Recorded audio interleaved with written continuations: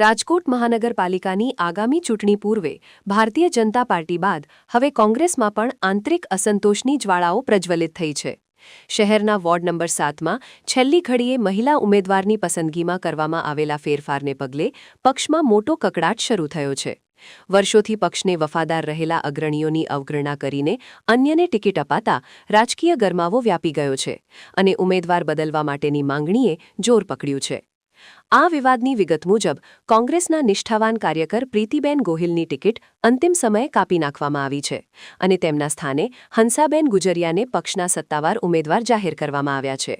પ્રીતિબેન અને તેમના પતિ નિલેશભાઈ છેલ્લા 3 દાયકાથી કોંગ્રેસ સાથે મક્કમપણે જોડાયેલા હોવા છતાં છેલ્લી ઘડીએ લેવાયેલા આ નિર્ણયથી કાર્યકરોમાં ભારે આશ્ચર્ય અને રોષ જોવા મળી રહ્યો છે.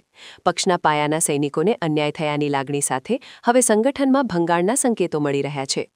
ટિકિટ કપાતા અત્યંત ભાવુક થયેલા પ્રીતિબેન ગોહિલે મીડિયા સમક્ષ પોતાની વ્યથા ઠાલવી હતી અને પક્ષ પર વિશ્વાસઘાતનો ગંભીર આક્ષેપ કર્યો હતો. રડમસ અવાજે તેમણે જણાવ્યું હતું કે 30 વર્ષની નિસ્વાર્થ સેવા અને વફાદારીનું પરિણામ પક્ષે અપમાનજનક આપ્યું છે. આ આંતરિક જૂથવાદ અને કાર્યકરોની નારાજગી આગામી ચૂંટણીમાં કોંગ્રેસ માટે નુકસાનકારક સાબિત થઈ શકે છે. હાલમાં અસંતુષ્ટ જૂથ દ્વારા પક્ષના મોવડી મંડળ સમક્ષ રજૂઆત કરી આ નિર્ણય પર પુનઃવિચાર કરવા દબાણ કરવામાં આવી રહ્યું છે. કોંગ્રેસ નિલેશભાઈ ગોહિલ કોંગ્રેસ તરફથી અમને પેલા રજૂઆતમાં ટિકિટ આપેલી હતી, પછી નામ છાપવામાં આવી બધું થઈ ગયું, પછી છેલ્લે એન્ડ ટાઈમે કાલે 1 વાગે કીધું કે તમે રિજેક્ટ કરી નાખો, આમાં તમારું નહીં આવે. 7 નંબરમાંથી એ લોકો હંસાબેન કોક પસંદ આપે છે. અન્યાય ન થવો જોઈએ. આવો કોંગ્રેસ તરફથી અમને બહુ અન્યાય થયો. 30 વર્ષની જે મારા હસબન્ડની સેવા હતી ને, અને 50 વર્ષથી મારા સસરા હતા કોંગ્રેસમાં, એટલે આજીવન આ લોકોએ સેવા કરી છે, એનો કોઈ ફળ ના મળે અમને.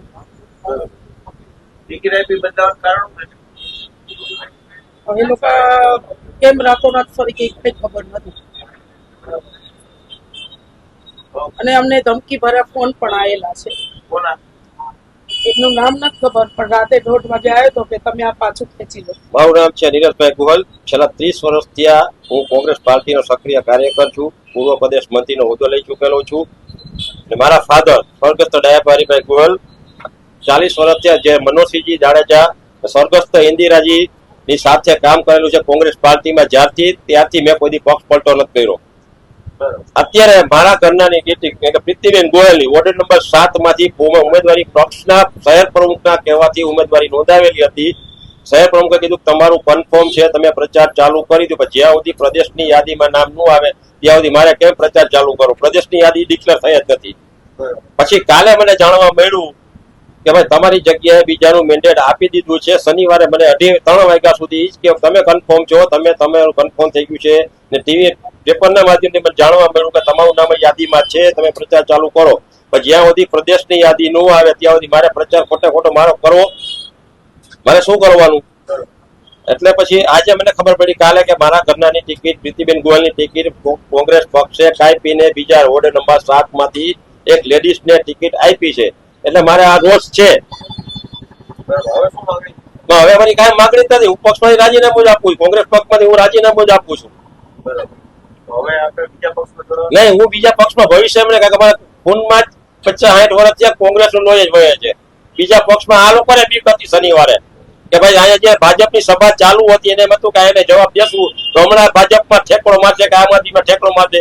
ભાઈ અમારા રગે રગમાં આટલા વર્ષ થયા કોંગ્રેસનું ખૂન છે. અમે કોંગ્રેસ બીજી પાર્ટીમાં અમે જવાના નથી. કોંગ્રેસ માંથી હું રાજીનામું આપું. ભવિષ્યમાં હું બીજી પાર્ટી જોડાવાનો નથી. ને જયારે જે તે વખતે મેં જાહેરાત કરી હતી ઘણા ટાઈમ પહેલા કે અર્જુનભાઈ મોઢવાડિયા ભાજપનો ખેસ પહેરે છે, તેથી પક્ષવાળા મને કહેતા મોટા નેતાનું આવું નામ ન દેવાય. આ મોટા નેતા જ ભાજપમાં ખેસ પહેરીને બેઠા છે. નહીં, પ્રચાર મારે કરવાનો થતો નહીં. મેં રાજીનામું પક્ષમાંથી આપ્યું છે. સેવાની જાહેર કરતી પછી પ્રચાર કરવા મારે ક્યાં વાત આવે છે? નહીં, સમજાવવાનો પ્રયાસ કરશે. મારે કાંઈ સમજાવવું જ નથી. હવે અત્યારે આપણું કરી નાખી, હવે શું સમજાવી કરશે મને?